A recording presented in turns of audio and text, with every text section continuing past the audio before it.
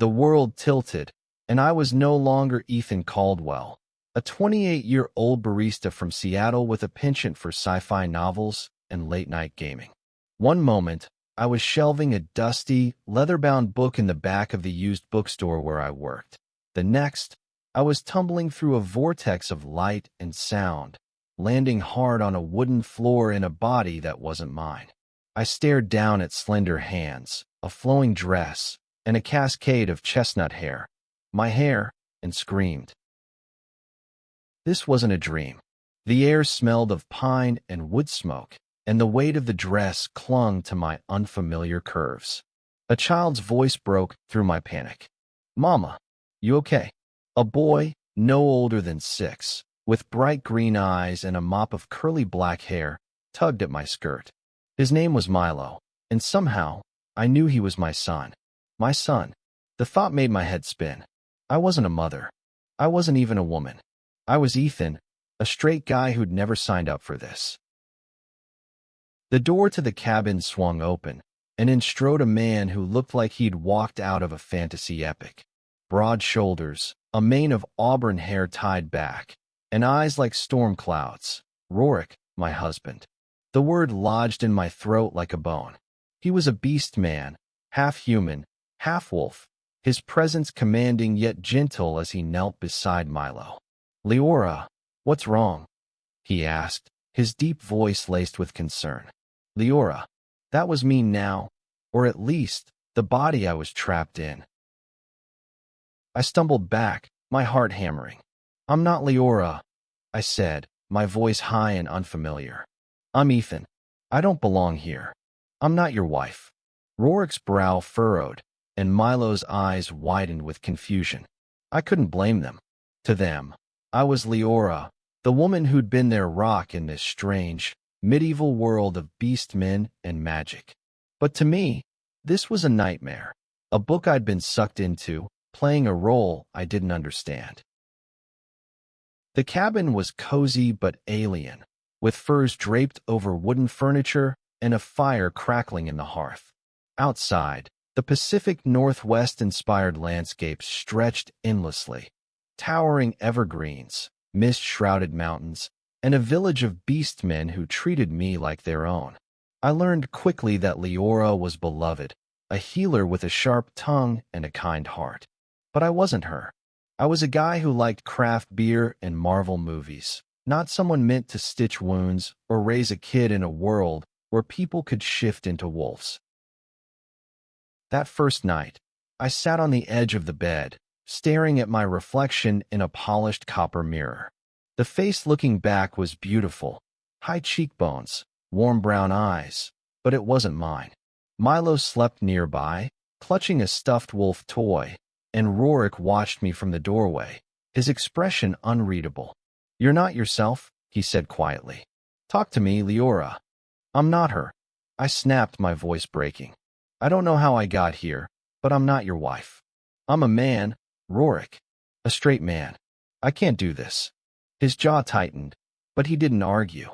Instead, he nodded, his eyes shadowed with something I couldn't place. Hurt, maybe, or fear. He left me alone, and I buried my face in my hands, wondering how the hell I was supposed to escape a story I didn't write. The next morning, I demanded answers. The village elder, a grizzled beast man named Torin, explained that I was in Eldoria, a realm bound by magic and prophecy. The book I'd touched in the bookstore was no ordinary novel. It was a portal, a cursed artifact that pulled souls into its pages. Leora's soul was gone, replaced by mine, and there was no known way out. "You're here for a reason," Torin said, his yellow eyes piercing. "The story needs you." "I don't care about your story," I shouted. "I want a divorce. I want out." Milo, who'd been listening from the doorway, burst into tears and ran off. Guilt twisted my gut. He was just a kid, and to him, I was his mother. Rorik followed Milo, casting me a look that was equal parts disappointment and resolve. I hated how it made me feel, like I was letting them down, even though none of this was my fault. Days turned into weeks, and I struggled to adapt. I burned stews, fumbled with Leora's healing herbs, and avoided Rorik's attempts at conversation.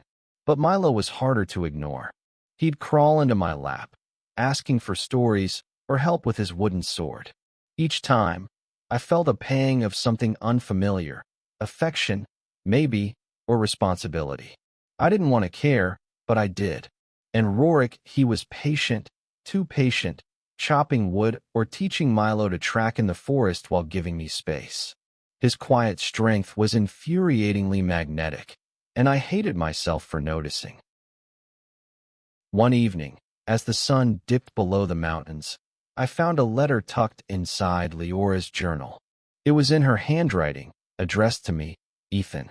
If you're reading this, you're trapped in my place, it began. I'm sorry. The book chose you for what I couldn't finish. Protect Milo. Trust Rorik. And find the Heartstone. It's the key to your freedom. My pulse raced. A way out? The Heartstone was a legend, a magical gem hidden in the dangerous Blackthorn Forest. If I could find it, maybe I could go home. But the letter also warned of a threat, a rogue Beastman clan, the Shadowclaws, who sought the Heartstone to unleash chaos. Leora had been on a mission to stop them when she vanished. Now, that mission was mine. I didn't want to be a hero, but the thought of going back to my old life pushed me forward. I had to find the Heartstone, no matter the cost. I told Rorik everything that night, expecting him to dismiss me as crazy. Instead, he listened, his gray eyes steady. If this is true, he said, I'll help you. For Milo's sake, and yours. His voice was soft, and for a moment, I saw something in his gaze that made my chest tighten. Not attraction, I told myself. I was straight. This was just gratitude, right? We planned to leave for Blackthorn Forest at dawn, leaving Milo with Torin. As I packed, Milo slipped his small hand into mine. Don't go, Mama, he whispered. I knelt, meeting his tear-filled eyes. I'll be back, I promised, surprised by how much I meant it. Rorik watched us, a faint smile on his lips, and I felt that strange pull again. Damn it, Ethan. Focus. The forest loomed ahead, dark and foreboding, but I wasn't alone. Rorik was by my side, and for the first time, I felt a flicker of hope. Maybe I could do this. Maybe I could find the Heartstone, save this world, and get back to mine. But as we stepped into the shadows, a low growl echoed through the trees, and I knew this wouldn't be easy. Blackthorn Forest was a labyrinth of gnarled trees and creeping mist, the kind of place that made you feel like prey. Every snap of a twig sent my heart racing, and Rorik's presence, steady, alert, his hand never far from the dagger at his belt, was the only thing keeping me from bolting. I wasn't cut out for this. I was a barista, not a warrior, and definitely not a woman named Leora on a quest to save a fantasy world. Rorik moved like he belonged here, his Beastman senses picking up scents and sounds I couldn't. Stay close, he murmured, his voice low but firm. I nodded, clutching the satchel with Leora's journal and a map Torin had given us. The Heartstone was supposedly hidden in a ruined temple deep in the forest, guarded by ancient magic and, if the rumors were true, the Shadowclaws. I didn't know what scared me more, the idea of facing a pack of feral beastmen or the growing realization that I was starting to care about this world. We camped that night under a canopy of stars, the fire casting flickering shadows on Rorik's face. He told me about Leora, how she'd been fierce, stubborn, and endlessly devoted to Milo. She changed me, he said, staring into the flames. I was a loner, rough around the edges, until she showed me what family meant. His voice cracked, and I felt a pang of guilt. I wasn't her, but I was living her life, wearing her face, and raising her son. It wasn't fair, to him, to Milo, or to me.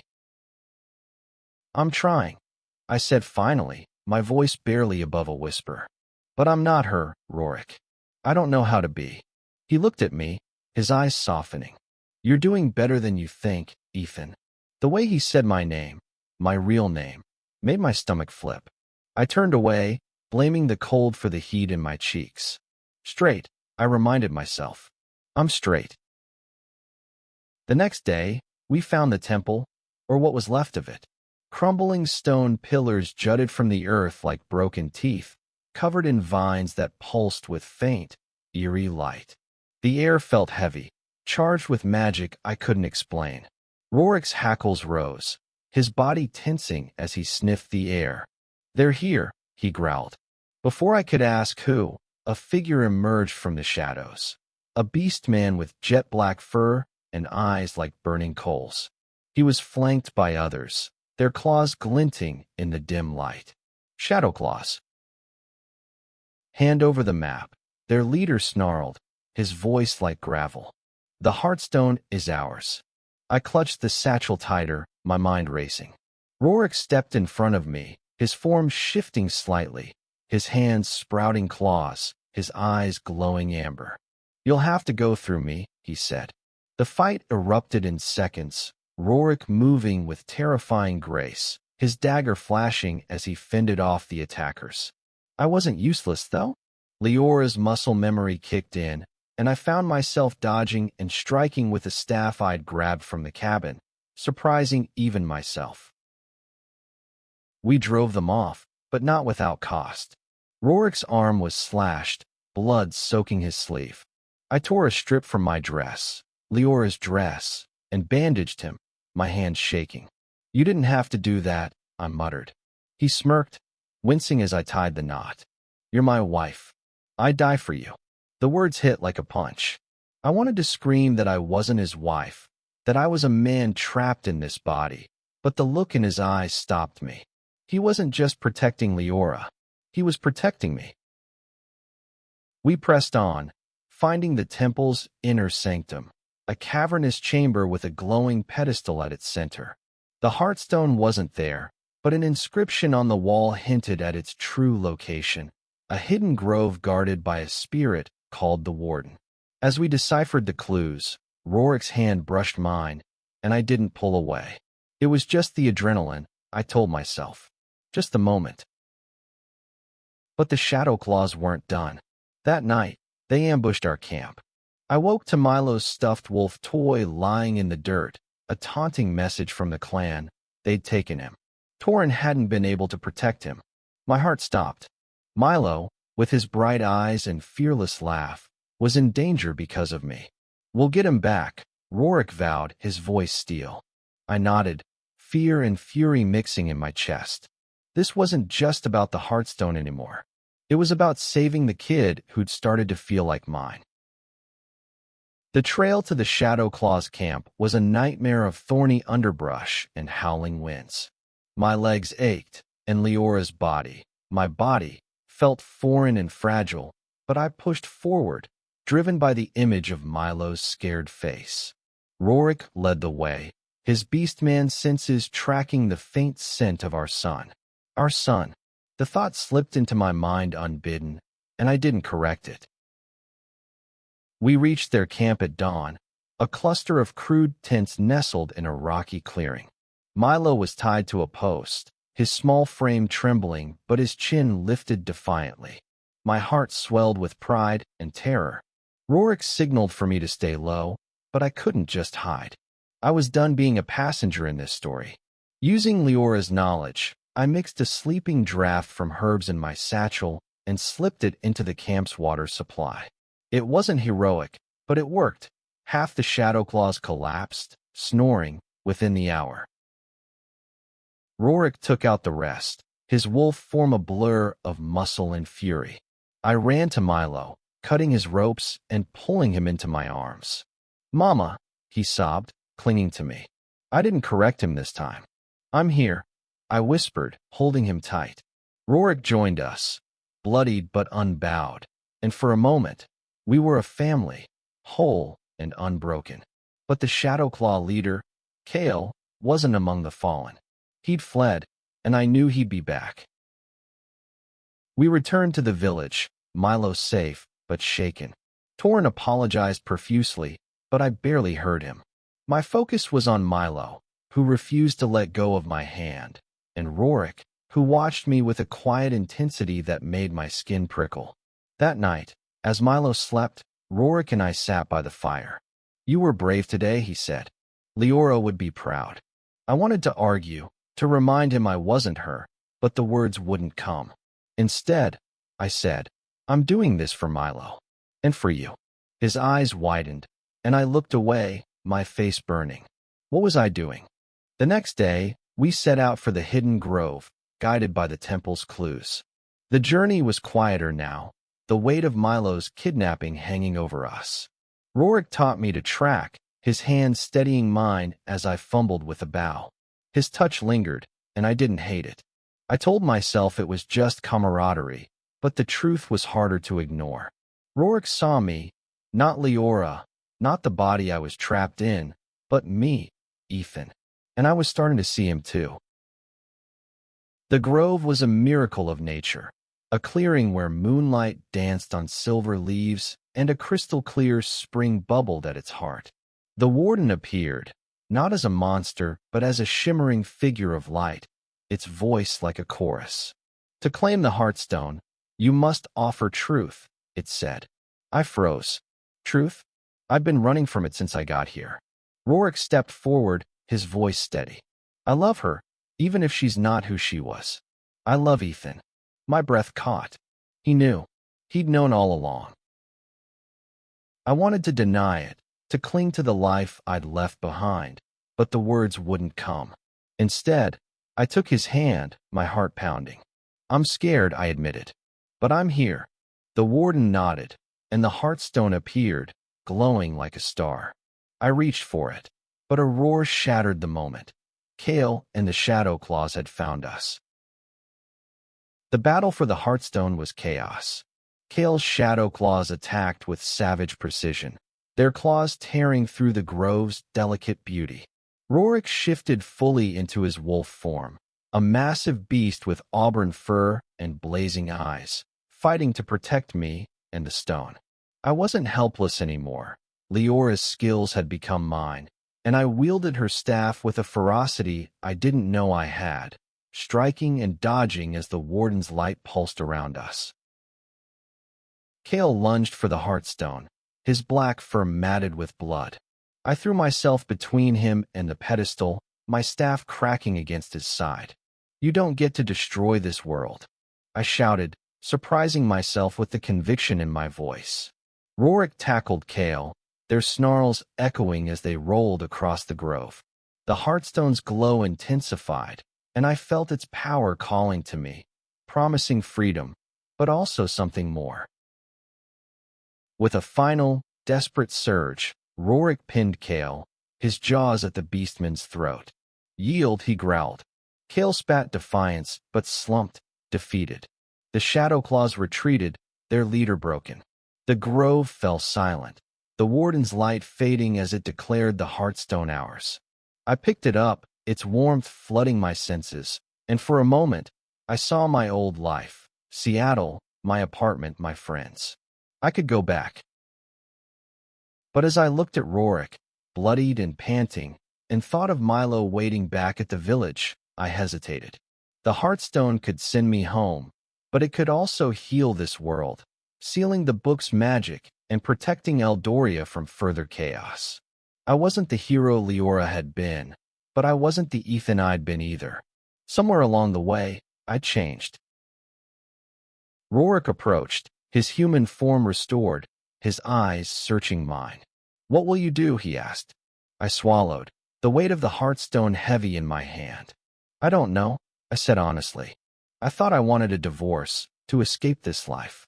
But you, Milo, you're not just a story to me anymore." His hand found mine, and this time, I didn't pull away. The kiss that followed was tentative, then fierce, a collision of fear and longing that I couldn't deny. Straight or not, I was falling for him. Back in the village, I made my choice. I used the Heartstone to seal the book's magic, ensuring no one else would be trapped as I had been. The cost was my way home, but as I watched Milo laugh and run through the fields, Rorik's arm around my shoulders, I realized I'd found something worth staying for.